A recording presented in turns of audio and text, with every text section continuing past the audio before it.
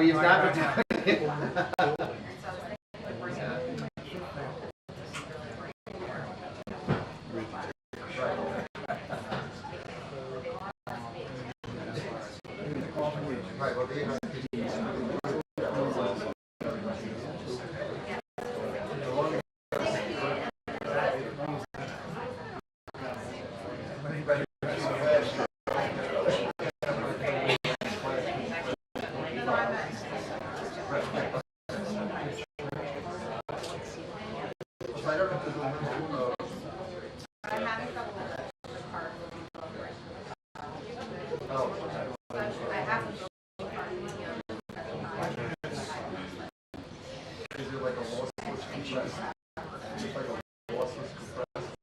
Weird this isn't on time.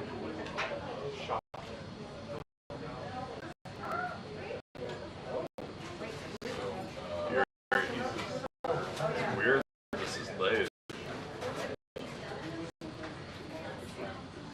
Yeah, that was Unusual this isn't on time. Yeah, this morning, please picked it up and it was all over.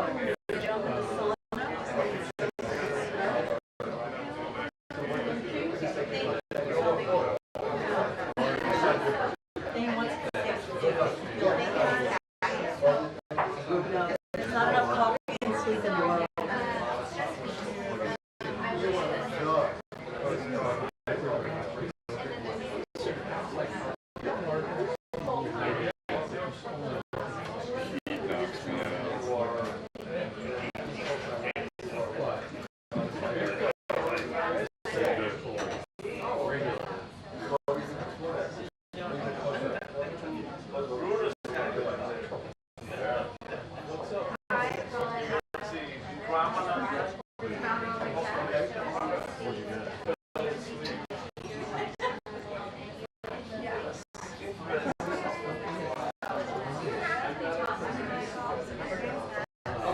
Okay, now we go.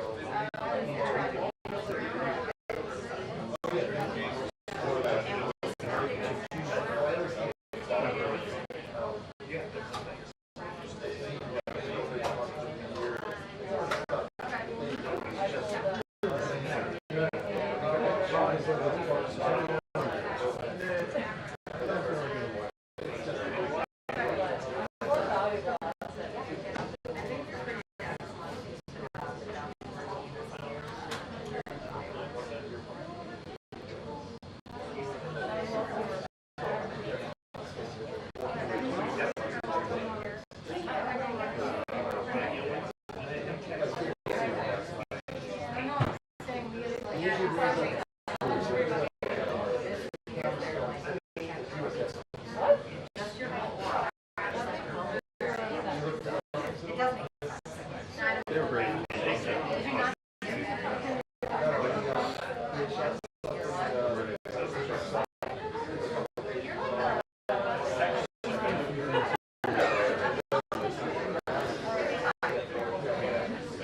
You're not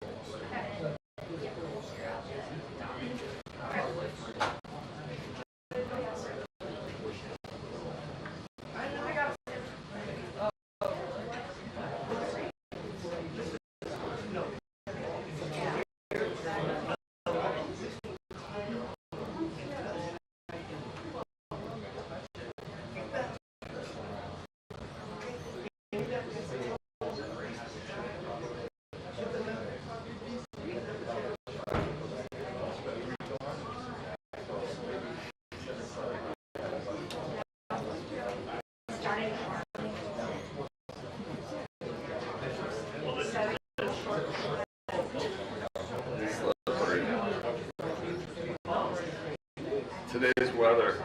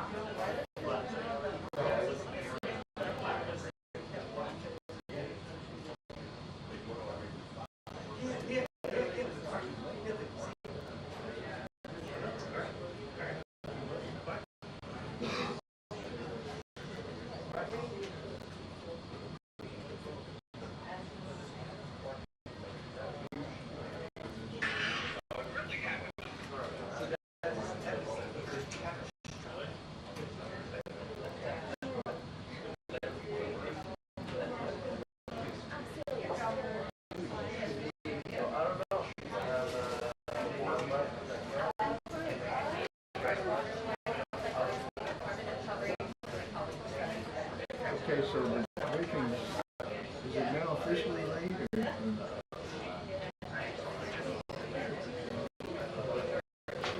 Yeah.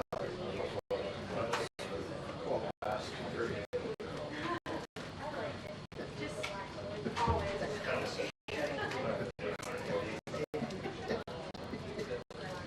Good time so far?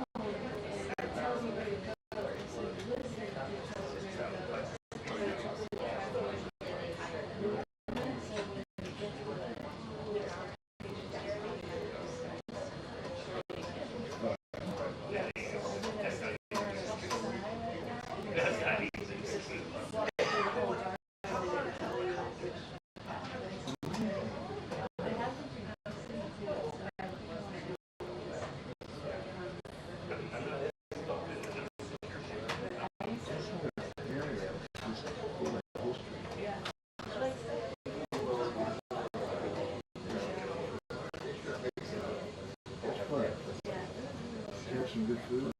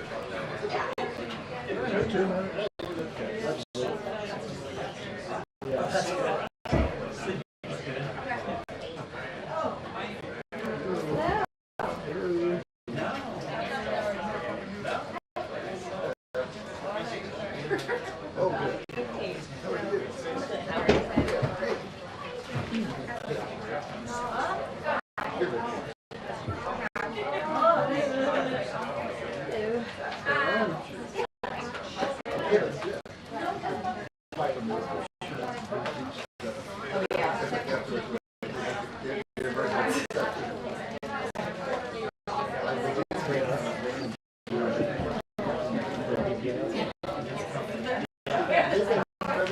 know who it's not.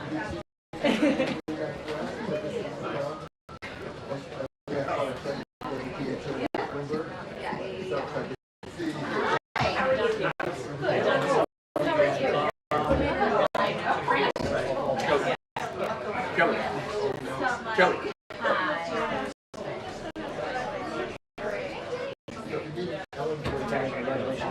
Thank you. Thank you very much. Yes. I was president's club here. I am. Kelly, your mic is back there if you want it. She's retired. Here you go. Good afternoon, everyone. Okay. So last night, President Biden spoke directly to the American people about the urgent need to come together and lower the temperature in our politics. We must remember that while we may disagree, we are not enemies.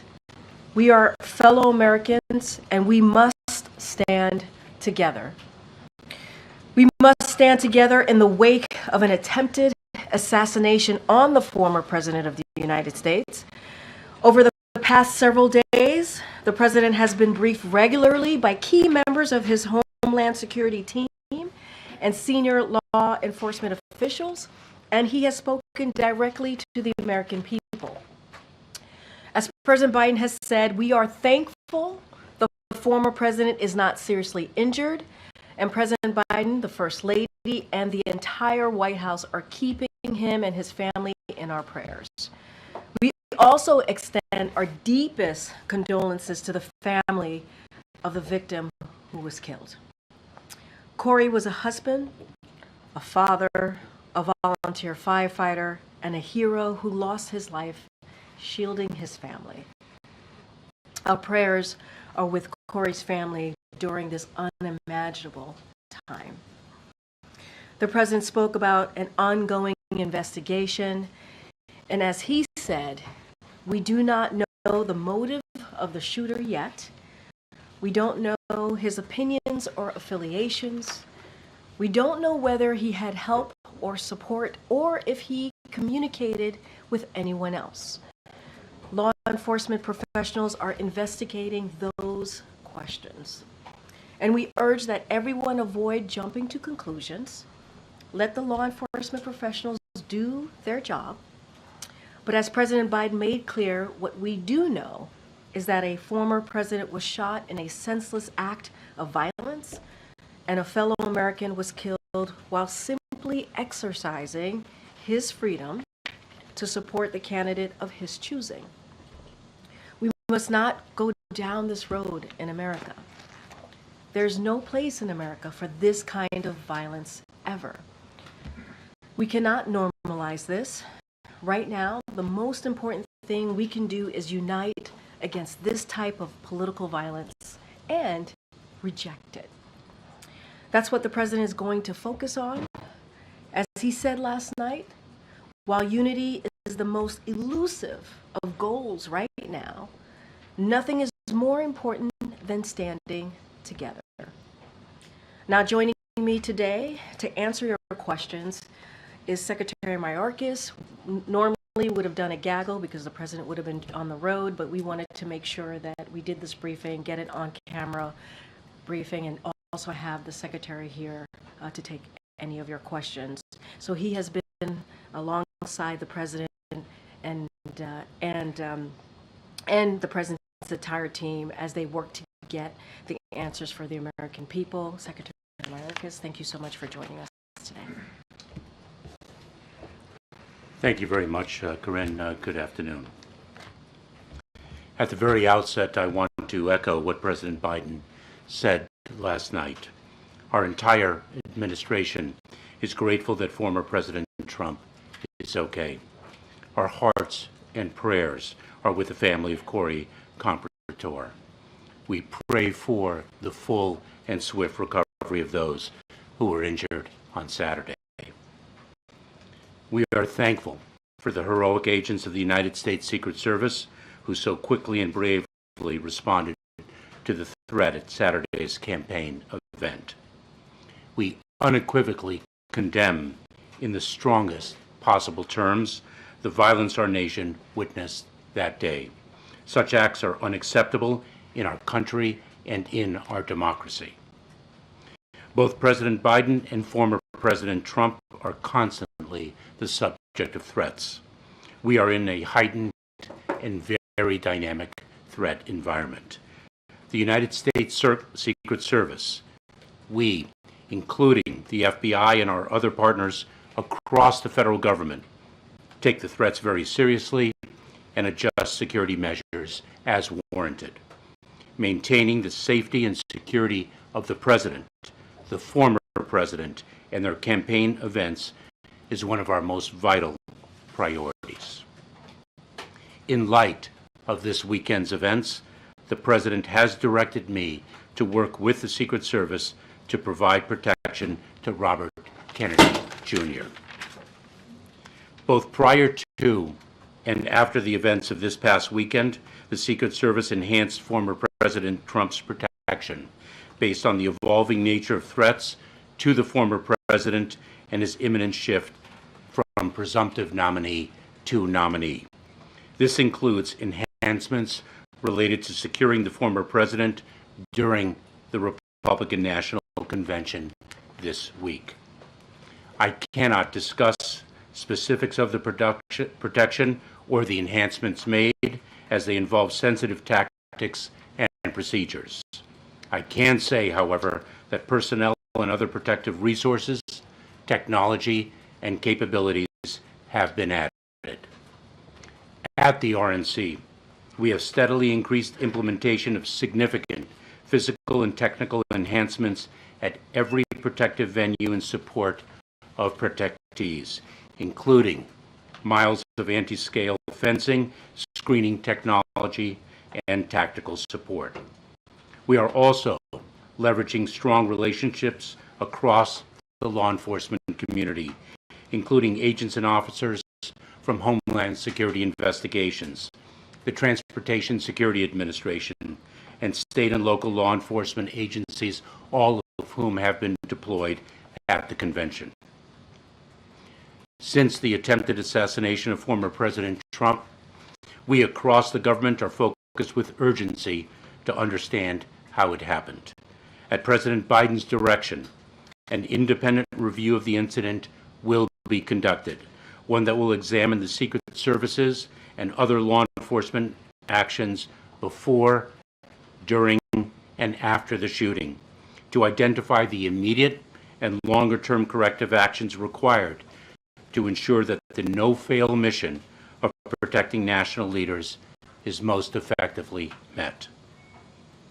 The men and women of the Secret Service have one of the most solemn and difficult jobs in government. Their work involves tremendous sacrifice, risk, and bravery. We saw those qualities in action on the stage at this past Saturday's event. With respect to the tragic event of Saturday, the FBI is leading the criminal investigation, which is ongoing. An independent review will be conducted to understand the facts regarding protection of the event and make findings and recommendations accordingly. I will therefore not be able to comment on the facts subject to investigation and review at this time.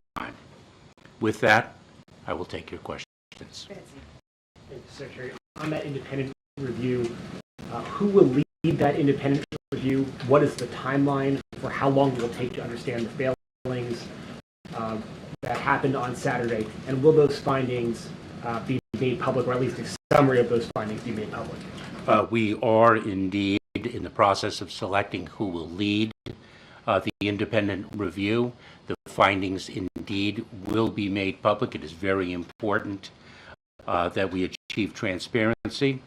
so that the American people have confidence in the work of the review and in its findings and recommendations. And we need to move with swiftness and urgency because this is a security imperative. I'm sorry, Mr. Secretary. On that, does the President have confidence in the Secret Service director after Saturday's failures? I have 100% confidence in the Director of the United States Secret Service. I have 100% confidence in the United States Secret Service. And what you saw on stage on Saturday with respect to individuals putting their own lives at risk for the protection of another is exactly what the American public should see every single day. It is what I indeed do. Thank you, Secretary. Is the Secret Service stretched too thin?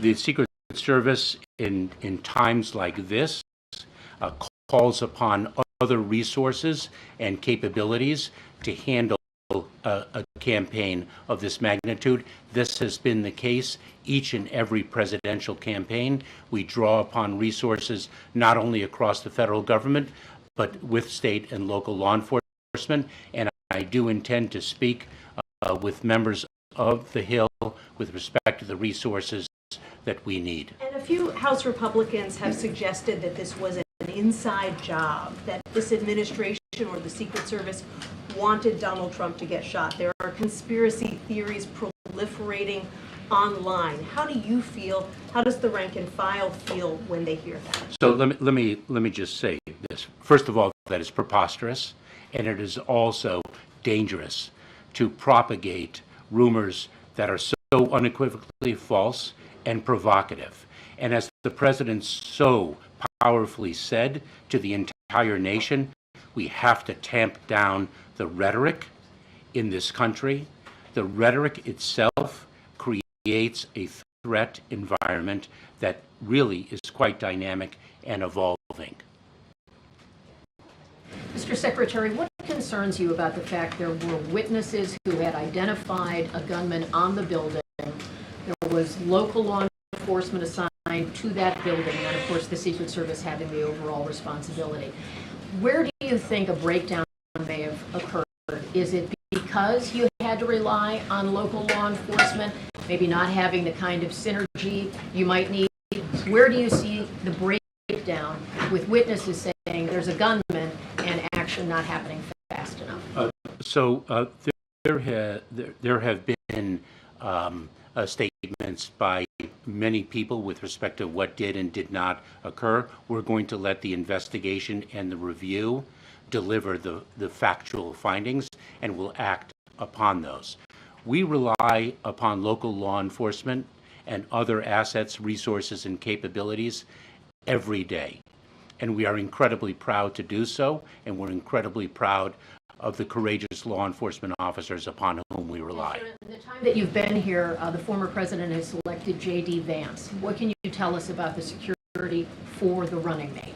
So the United States Secret Service, when a selection is made, will provide the appropriate level of security. When you say we're in a heightened threat environment, what's the underlying reason for that? What can you tell us more about that? So this is something that both Director Wray of the FBI and I have communicated publicly, both in hearings and outside the hearing context. The threat landscape is very dynamic, both domestically, with the rise of domestic violent extremism. The rhetoric to which one reporter referred only contributes to that. And of course, we have seen the foreign threat environment increase as well. Jen. Thank you. You just said that you have 100% confidence in the Secret Service. Does the president share that confidence? Have you talked to him about it? I will not speak for the president, but I know as a protectee, he's incredibly. I'll speak to that when it's my turn. Go ahead. Hi, Secretary. Thank you.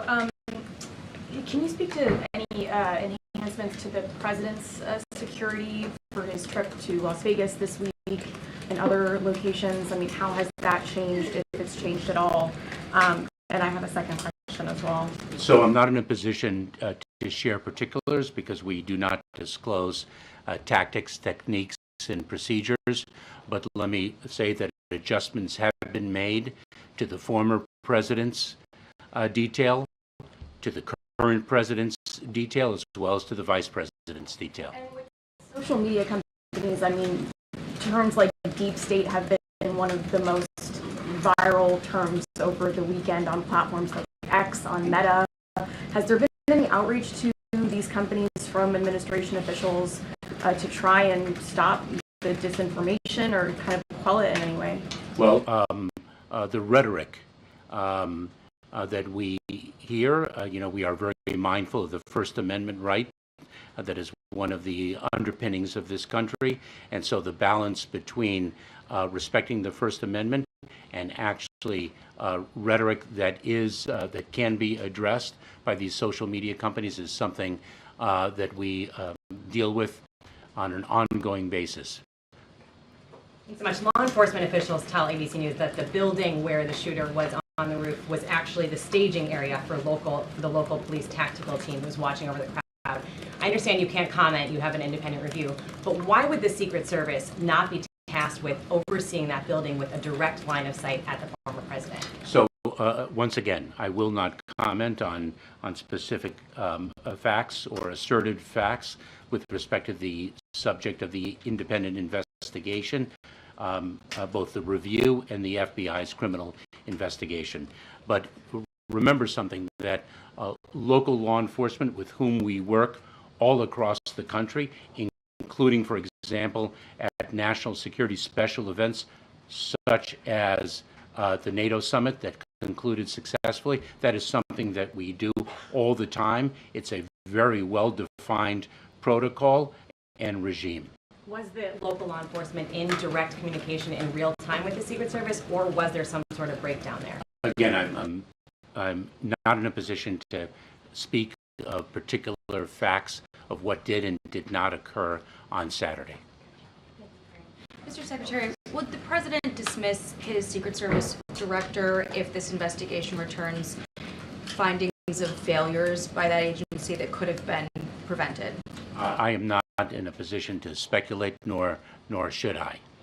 How is it that we are now about 48 hours out from this, just shy of that, and we still don't have any information on a motive? Is it that the investigators are withholding any information out of sensitivity to this heightened threat environment that you mentioned, or the political events that are happening right now?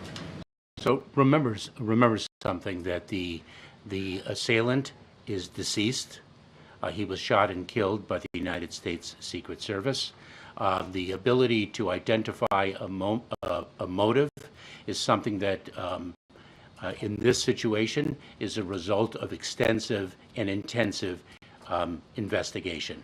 And so it is, in fact, only 48 hours after the tragic events of Saturday.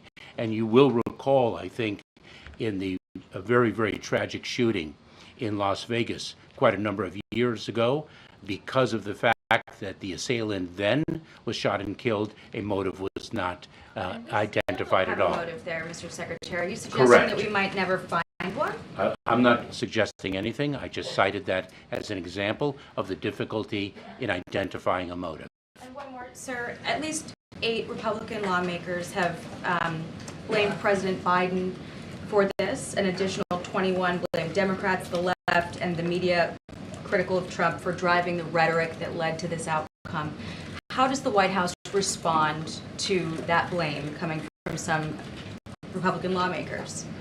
I will let Karine answer that, but I think the president's comments with respect to the rhetoric that we need to tamp down in this country is Will that start here at the White House? is responsive.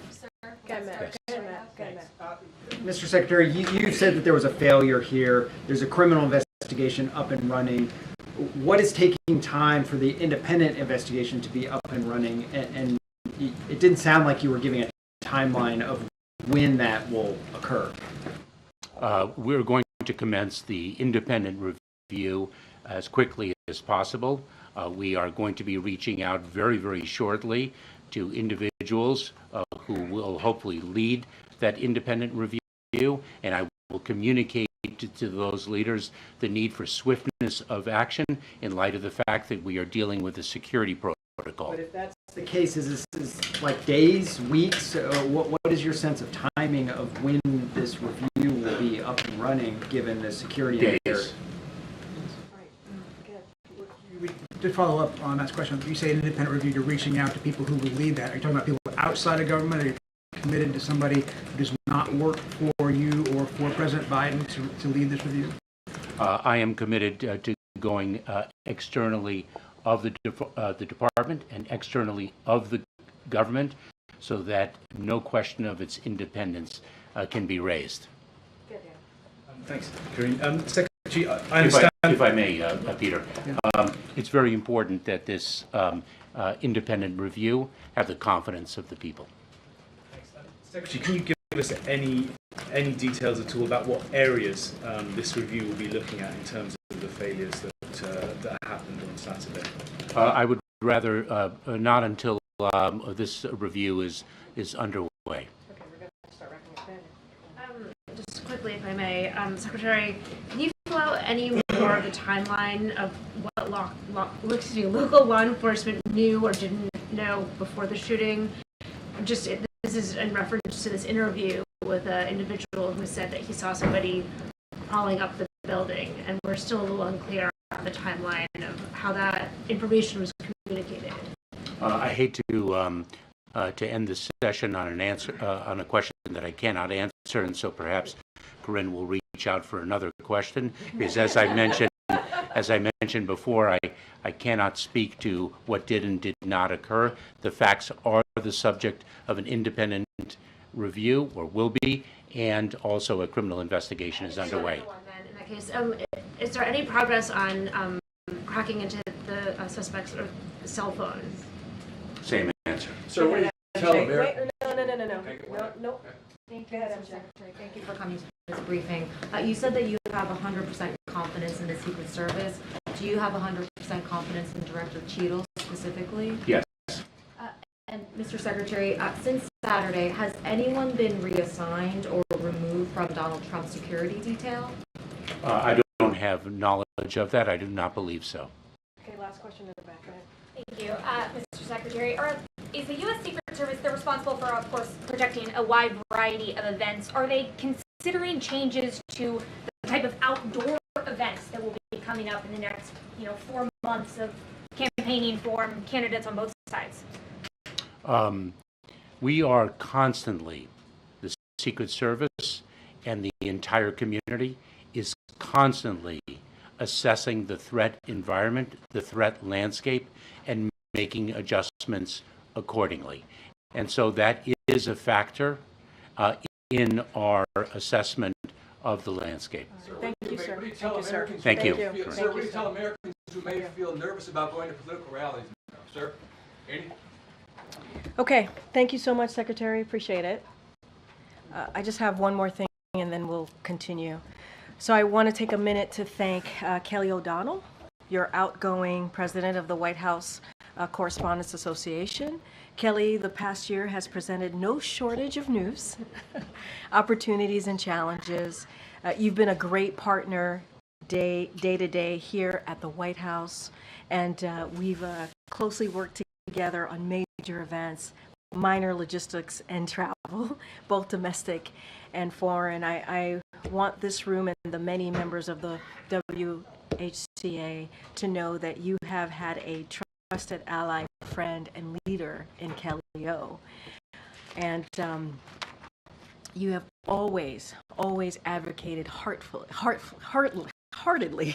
on behalf of your fellow journalists, and we are grateful for your service, and we are relieved you will still be on the beat here at the White House and in the briefing room. It has been a joy, and I've had the opportunity of knowing you for some time, even before being at the White House, and I really appreciated more personally your guidance, your mentorship in tough times, and so thank you so much, Kelly. And we are also looking forward to working closely with Eugene Daniels, the new president of WHCA, and we congratulate him as well. It has been a joy, and thank you so much. Thank you so much.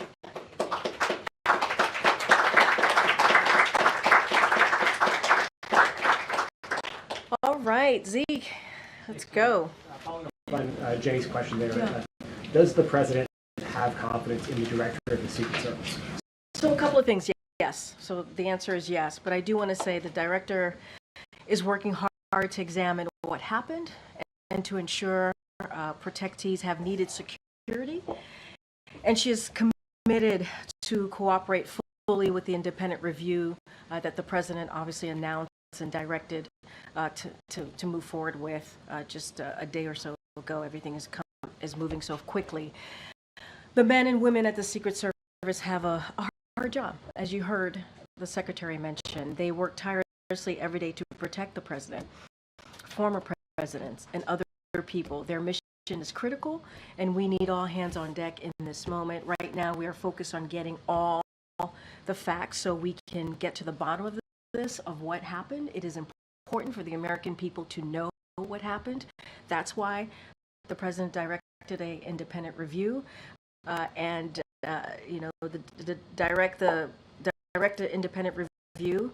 That's what the president asked for. Direct the Secret Service to provide Donald Trump and all other protectees the resources needed to ensure safety, and order the Secret Service to review all security measures for the Republican convention, which is what you've heard directly from the Secret Service speak to in the past 24 hours or so. But yes, he has confidence. And does he have confidence in Secretary Mayorkas, obviously, since Yes. And does the president have plans, or has he spoken with the family of the man who was killed at the rally?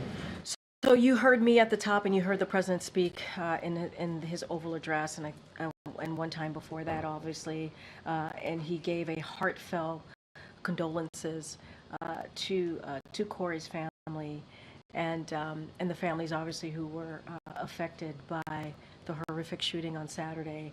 And so the president understands loss, obviously, as you all know. He understands what it means to lose someone that you love.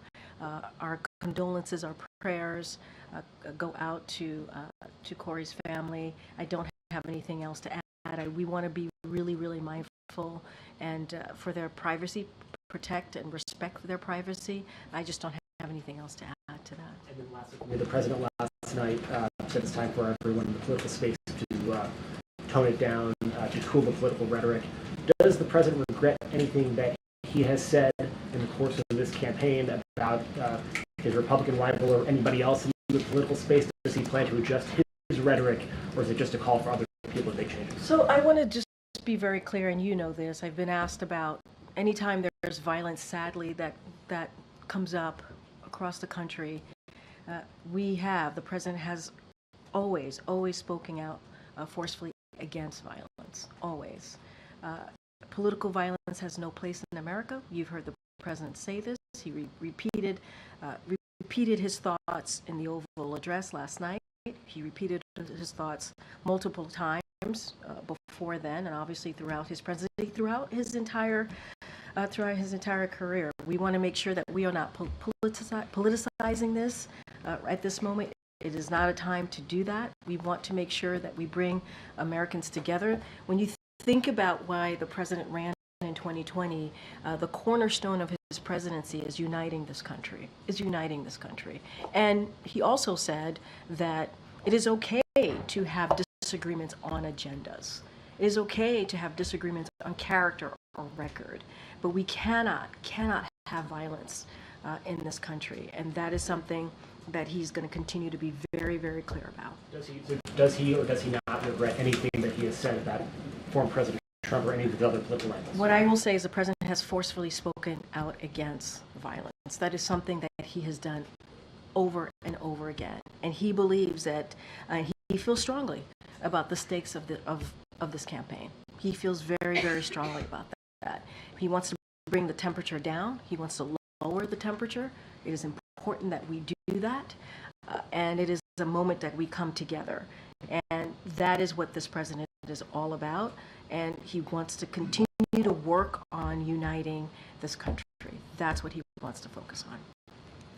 Follow up on that. Just last week in Michigan, President Biden called Trump a threat to this nation. Should we expect that he will not be calling out Trump with that kind of rhetoric going forward? So what I will say is that it is important, right? We believe it is important to continue to forcefully speak against any type of political violence. That is what the president believes. And we do not want to politicize this moment. Politicizing this moment is unacceptable. We believe, and the president believes, you heard from him in a very clear statement last night about the importance of uniting this country, the importance of continuing to do so, and that we cannot tear America apart to score political points. We cannot do that. And so we don't want to politicize this moment. We want to unite. We want to continue to focus on that, and that's what the president's going to focus on right now. So will his messaging change this week? His messaging is going to be really clear. He's going to continue to engage with the American people. That's what you're going to see in the next upcoming days, upcoming weeks. Nothing different than what he's done in the last almost 4 years, and lay out his agenda, highlight his agenda. There are differences. There are differences in our agenda and what Republicans believe, right? There are differences, and that is okay. And it is okay to speak to someone's record and someone's character, but we cannot accept violence. We cannot accept that. And so the president's going to continue to do that, highlight his agenda. It's important for the American people to hear directly from him what he has done the last 3.5 years and how he sees the future of this country. That will not change. Speaking of that agenda, the president told a group of Democratic lawmakers on the phone this weekend that he has been working with experts on some Supreme Court reforms that he will be unveiling at some point in the future. Can you tell us anything about those reforms, when he might unveil them, and what he is seeking to achieve? I appreciate the question. I'm not going to get ahead of the president, so I don't have anything to share at this time. He also said in his press conference last week that he is looking at rent caps. What can you tell us about his policy when it comes to rent caps? Again, I'm going to let the president speak to that when the time comes. Thanks, JJ. To follow up again on the Oval Office address and lowering the temperature, does the president want to see any concrete actions from former President Donald Trump to show that he too is working to lower the temperature? I'm going to let the former president speak for himself and move forward with how he wants to move forward with his campaign, with how he sees the country, the future of this country. He has to speak to that. I'm not going to get into that from here. And is there anything else you can tell us about the call between the president and the former president, what the tone was? Did the race come up at all? Did the former president mention anything about politics, or was it just well wishes?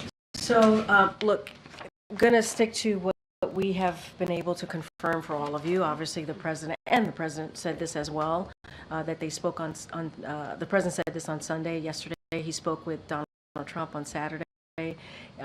He is sincerely grateful that he is doing well and recovering. He had a good and respectful conversation with him, and that the president and the first lady will continue to keep Mr. Trump and his family in their prayers. I just don't have anything else to add. It was a private conversation, but we were able to confirm to all of you what was put out by the campaign. Was it a matter of minutes, this phone call? How long was it? So it happened on Saturday. Don't have a timeline for you. It was a respectful call. It was a good conversation, and the president's going to continue, and the first lady is going to continue to send well wishes. Does the president feel like this effort to get him to step aside has now fizzled out? We're not going to politicize this moment. We're just not.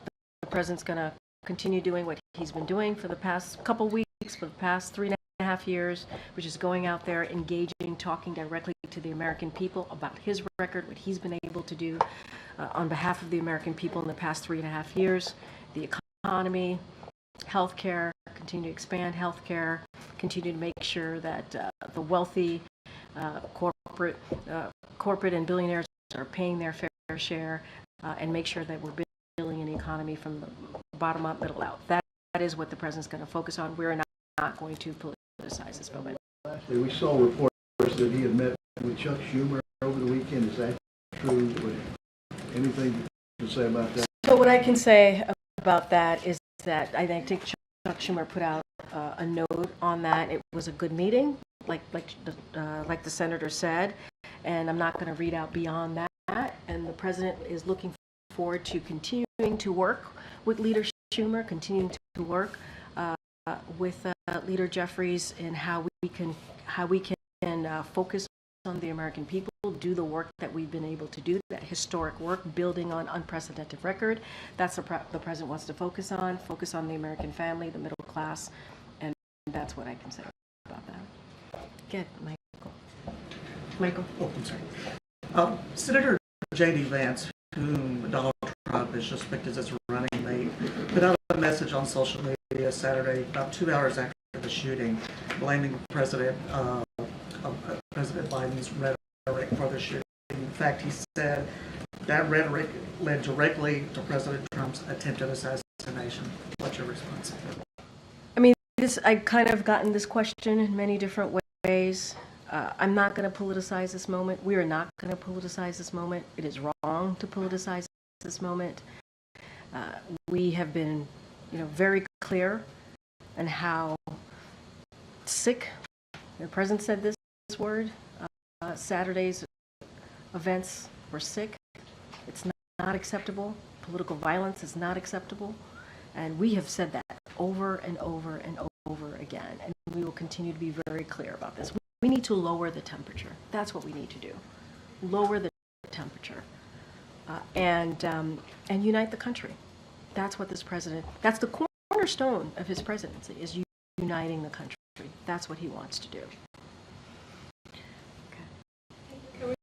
This assassination attempt happened right after the NATO summit, where the president wants to show the world about the American leadership.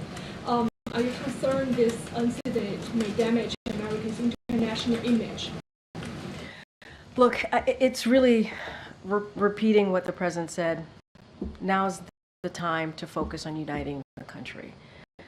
You heard directly from NATO leaders just last week on how they appreciated and respected the president's leadership, especially over the last 2 years, more than 2 years as we think about the war in Ukraine because of Russia's aggression, as we see what's happening in the Middle East, and in particular NATO. This is a president that has strengthened NATO and helped to expand NATO.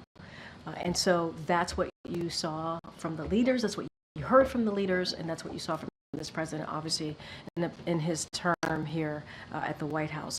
We're going to continue to hear directly from the president. We got to lower the temperature. We got to unite the country. That's what the president's going to continue to focus on. Thank you so much. Have the tragic events of this weekend shifted the president's sense of urgency or position on gun control legislation? And then secondly, there's been a lot of right-wing chatter about the female agents guarding the former president, specifically whether women are up to the job. People are noting that they're smaller, that they weren't able to cover the president, but I mean, this is a talking point that is circulating. So what's your response? That's ridiculous. To your second question, obviously, it's ridiculous. Not to your question. I understand why you're asking the question. The sentiments coming from that about women and not being able to do the job, that's ridiculous. Just to be really clear about that. And look, you heard from the secretary. These men and women put their lives on the line. What they're doing is brave. And we should not discount that. We should not discount that if it's a man or if it's a woman. And to have that sentiment out there is unfair and it's ridiculous. Now, to step back, there's going to be an independent review here. This is something that the president directed and asked for. We got to get to the bottom of this, of what happened, and the American people deserve an answer, and that's what the president wants to see. And so getting into these types of speculation is just ridiculous. It's just ridiculous. Yeah. Oh, yes. Look, the president has been obviously a strong advocate on gun control. He has been throughout his career as a senator, as vice president, and now as president. As you know, we were able to get a bipartisan legislation done, the first bipartisan legislation to deal with gun control that we hadn't seen in about 30 years. And the president led on that effort and was able to get that done. There's a lot more work that we need to do. That is on Congress. We have to continue to get Congress to ban assault weapons, for example, and to do a lot more. The president has signed more than 24 executive actions because we understand and he knows that guns are an epidemic sadly in our country. It is an epidemic. The number one killer of our children is guns, and that should not be. That should not be. And so the president's going to continue to be steadfast on this. We have the White House Office for Gun Prevention, which the vice president leads on. That is something that was created here in this White House, never existed before, and that shows the president's commitment on dealing with this epidemic. Okay. And speaking of the Office of Gun Violence Prevention, in the past when there's been mass shootings or casualty incidents with gun violence, they've sent resources and had folks on the ground. Are there any plans to do that for the folks? So right now, as you know, it's an FBI investigation, so they got to get to the bottom of it and see what occurred and see what happened and get answers to that. I don't have any information at this time on how the White House Office of Gun Prevention is assisting in the families and obviously the folks who attended. I would have to speak to them directly about that, but we need to get to the bottom of this. That's why there's an independent investigation. That's why we brought the secretary here to answer your questions, to be as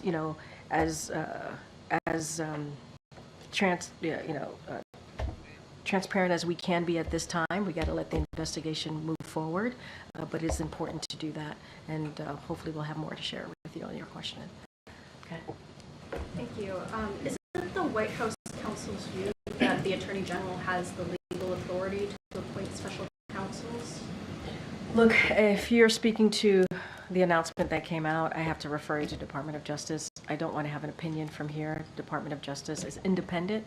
As the president has said, even during his 2020 election, he said that he would want to restore the independence of the Department of Justice. He's done just that. They make the decision on their cases independently, so that's a question that I would have to refer all of that to Department of Justice. Okay. After the president paused his campaign events over the weekend, obviously he didn't go to Texas. Now he's heading to Las Vegas this afternoon. Can you give us a preview of what to expect? Are we anticipating a different tone out on the road than we're used to seeing with the president when he's out on the trail? So as I mentioned a couple times before, and as the president has said, we have differences in our agenda. We do. What we believe is very different than what Republicans believe and how we see the future of this country. And that is important to have differences. It is important. It is okay to have differences. And so he will talk about each of those differences. It is crucial, though. It is important that we bring the temperature down. That's what the president has said. That's what he wants to see. And, he's going to live through those values, and that's what you're going to see. Talk about his agenda, highlight his agenda. That's what you'll see in the next couple of days. Go ahead, Jackie. Karine, taking another stab at the question you've answered several different ways, but I guess more simply, are we going to continue to hear the president in official events or on the campaign trail use the phrase threat to democracy specifically? I want to be very clear. The president's always going to denounce violence, forcefully denounce it. He's always been against this throughout his career, throughout the last 4 years. We do not want to politicize this. It's unacceptable to do that. That's what the president has said. It is time to bring this country together, to bring American people together. That's what he wants to see. And so that's where I'm going to leave it. He wants to unite this country. And that is something that he's been saying since 2019. That could be really hard to do, though, if you're trying to make a shift away from what has been the platform of this administration, of his campaign, in that the view is that Trump and the MAGA Republican agenda is a threat to democracy. So how do you get that message across while bringing the temperature down? How is that phrasing going to be replaced? Is it going to be replaced? Well, look, what I can say is this. We have our differences, and it's okay to have our differences. And it is okay to speak to someone's record, to speak to someone's character. That is the difference of, that is important to be able to do, to show, right, what the American people, what you're all about. We're just going to continue to denounce violence. It is important to do that, forcefully be against violence. Political violence has no place in America. It should not be. It does not have a place here. The president's going to continue to be very, very forceful about that. But we have a difference of agenda. That is the truth. That is the truth. And we're going to continue to speak to that difference, and the president's going to highlight his agenda. Does the president view Trump's agenda as a threat to democracy? Look, what I will say is right now we're not going to politicize what happened on Saturday. What happened on Saturday was horrific. It was. It was sick, as the president said. And we got to move forward in the way that we respect each other. That we don't have this type of discourse. Can you bring us inside the room, though, in a way that you're asking to bring down the temperature and have people consider the language that they use in order to dial back where we're at? So how are those discussions going on inside? Is there reflecting on language that's been used? What example is the president setting for others? Well, I think the president has set an example on Saturday. No, but we can't also discount what's happened in the past 3 days, right? We can't discount what the president did on Saturday, right? We can't. He spoke to the former president. He was briefed by his team. He addressed the American people the same night, right? Came back to D.C. Yesterday, he had another briefing with his team. Right after that briefing, he went into the Roosevelt Room, spoke to the American people, and then used the Oval Office, one of the most important tools to use, important places to give an important address to the American people in prime time on a Sunday. I think that's important. He wanted to make sure that the American people heard directly from him, from the President of the United States, and also wanted to lay out that we should be able to have differences. Violence shouldn't be part of that, right? He wanted to lay that out and say we have to bring the temperature down. I feel like those 3 moments that we've seen in the last three days shows how the president is moving forward. It does. And it is lowering the temperature, saying violence has no part in our democracy in America, and saying it is okay to have differences. He also said that. He also said it's okay to have differences. Go ahead, Annie. If we just take Jackie's timeline, the timeline that you just referenced, and move it back to 4 days before today, when the president was in Michigan, he said, over my dead body, it will happen, referring to Trump becoming president. He also said, another 4 years of Trump is deadly serious, deadly serious. And I think that's the type of language that we're referencing here. And would it be possible to get some sort of indication about whether that kind of language is what we'd expect to continue to hear from the president? So look, what I would refer you to is basically what I told Jackie's the last 3 days. And what the president has said, you heard directly from him, what he's laid out, how he sees the future, how it's important to be able to speak to different agendas. It is important to speak to someone's record, someone's character. Violence has no place in America. Political violence is not okay. It is not. It is just not. The president said what we saw on Saturday was sick. I've said this about 3 times, used that word 3 times in this press briefing. It is not something that we should condone. We have to condemn violence. And that is something that this president has done. has done throughout his career. And I think we're clear on that. It's just, will the language shift from the president, given What what I you're will, talking about? what I will say is you'll hear the president highlight his agenda over the next couple days. He will continue to do that. He will speak to the importance of the American people understanding the differences of where he stands and where Republicans stand. I got to be mindful here because it is a campaign that we're speaking about. And I think, though, if you look at what the president said, if you heard what the president said the last 3 days, and how he's led this country in this horrific time that we saw coming out of Saturday, I think that's important. And I think that's what the American people want to see. Toning down the rhetoric and condemning violence. I got to wrap it up. Go ahead. I'm being Karine. pulled. Yeah, thanks, Karine. So then, given the language from the leader of the free world, how does the president or the administration bear any responsibility for the environment that we're in?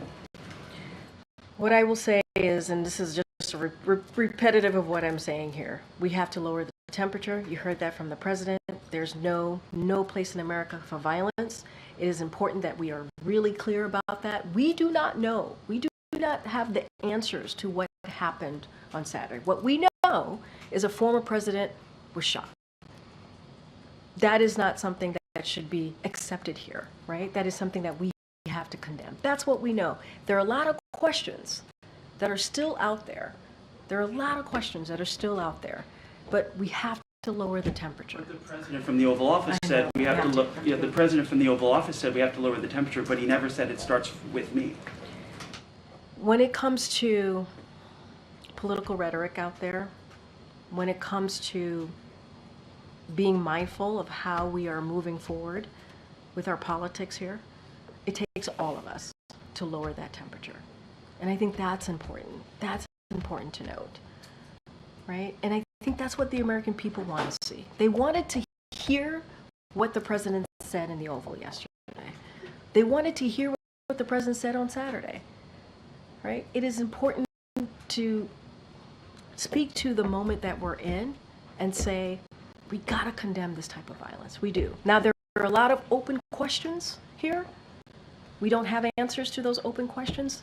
The independent investigation will be thorough. That's what the president wants to see. We want to get to the bottom of it because there are questions that the American people should know as to what happened, what led to that awful, awful night on Saturday. I have to actually, the president is waiting for me, so I have to actually go. I'll see you guys on the road. Thanks, everybody. Thank you.